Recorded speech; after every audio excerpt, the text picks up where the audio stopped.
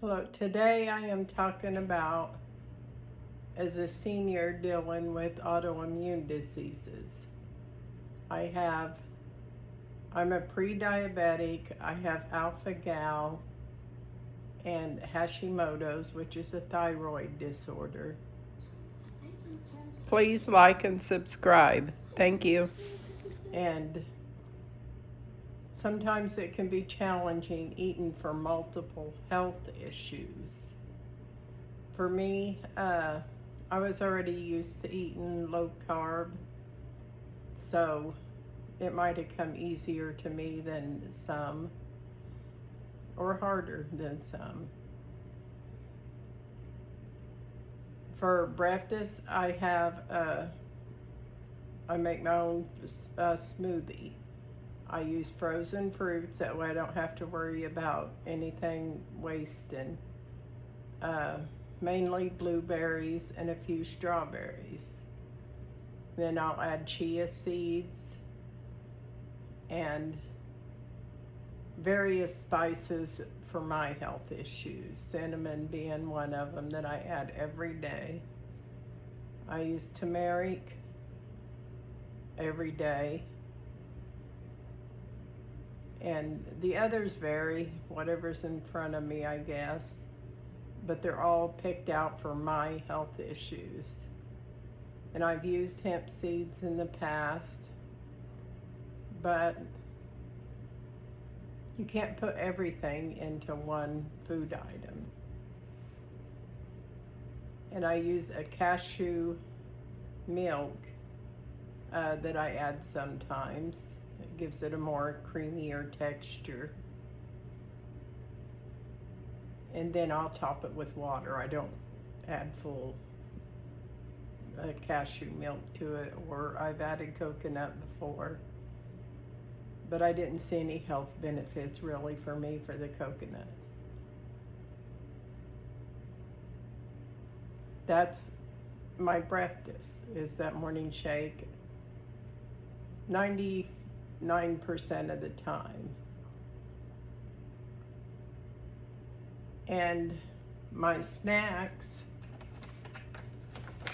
I picked out for being low sugar. These have no sugar added. They're a pretty natural product. I get them from Costco. They taste good. There's other brands out there that's similar. I like these. And these are another good one I've recently discovered. No, I'm not sponsored by any products. I just enjoy these.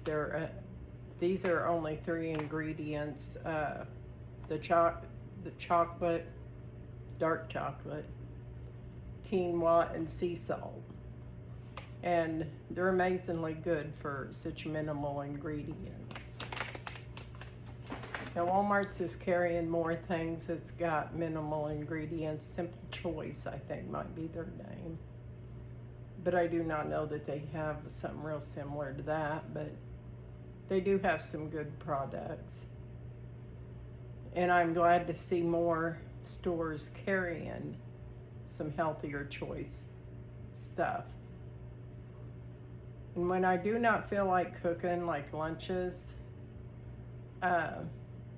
there's a brand name called Amy's that makes a very good, they're vegan, canned goods. There's chili, there's a lentil soup, lentil vegetable soup that I really like. And they carry, I don't know, several different types in a can. And then they have some frozen products. I've only ate one of the frozen products in that brand, but everything I've had is good. And the products I know are good with all of my health problems. Now everybody's different. If you're pre-diabetic or diabetic, you'd have to make sure that they work for you.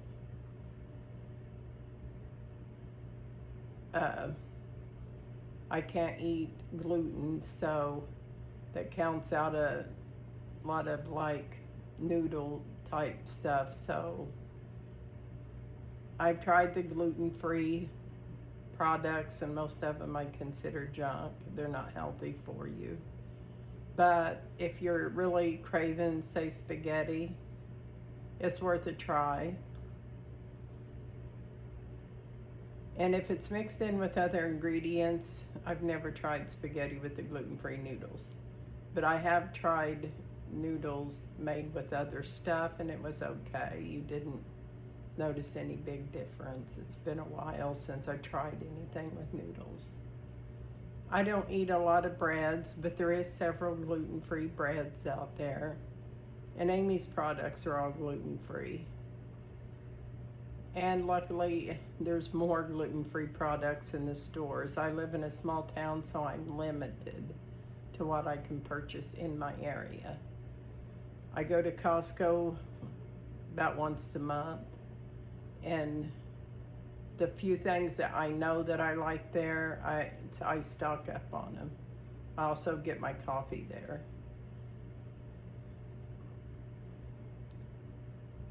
It's worth the trip for me.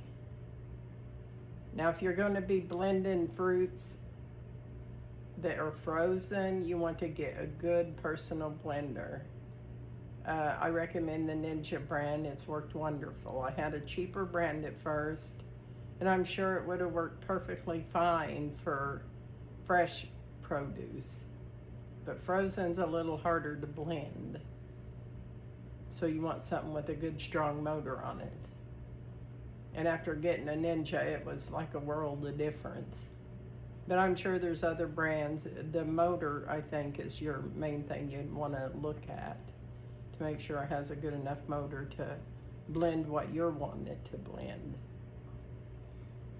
I don't do the powders simply because of the cost, and I know I can get the nutrients elsewhere in a cheaper form, and I feel like probably healthier, but maybe not.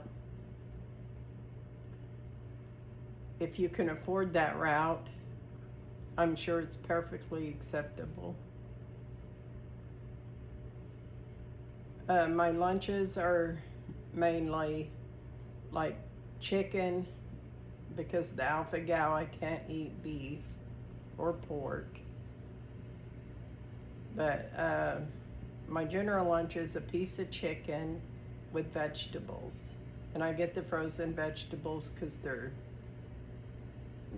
easy to just throw in a skillet and cook what you want. I use the tamari sauce a lot on my vegetables just to give them a different taste than plain vegetables. But there is plenty of foods out there. Try not to concentrate on what you can't eat and what you can. I found that helped me a lot when I quit thinking about what I couldn't eat. It was easier for me to shop knowing what I could eat. The couldn't didn't help me any. And sometimes, yes, you miss your sweets. So you need to find an alternative that works for you. I showed you a couple of my choices, and I've had different ones in the past. There's several bars, even at Walmart. They, like in the pharmacy aisle, there's some different choices of like Boost bars and stuff like that. I don't remember the brand names, but there is some. And they even got a form of these things in the bars. It'd be a whole different brand, but that they are a bar, more like a candy bar. For me, I like these smaller portion sizes. The bars seem more expensive for me. But if you want a larger portion, the bars might work best for you. I don't generally eat like a plate meal at supper. I try to not eat after like 5 o'clock. Sometimes I'll have a snack, but it's usually just something like maybe a handful of chips that I can eat. And I always look for minimal ingredients. I don't want all the preservatives and stuff in there. And sometimes I'll have one of the snacks instead of anything else. Now, before I couldn't eat dairy, I'd have a slice of cheese. But now that I can't eat dairy, that's out. I've tried various forms of, I think it's called BioLife or something like that, cheese, the vegan cheese. And I really don't care for it. There was a cream cheese that it was actually acceptable. I've had a baked potato before with that on there and enjoyed it. Generally for low carb, in fact, I don't much eat a baked potato. But the few times I have, that has been acceptable. It's tasted fine.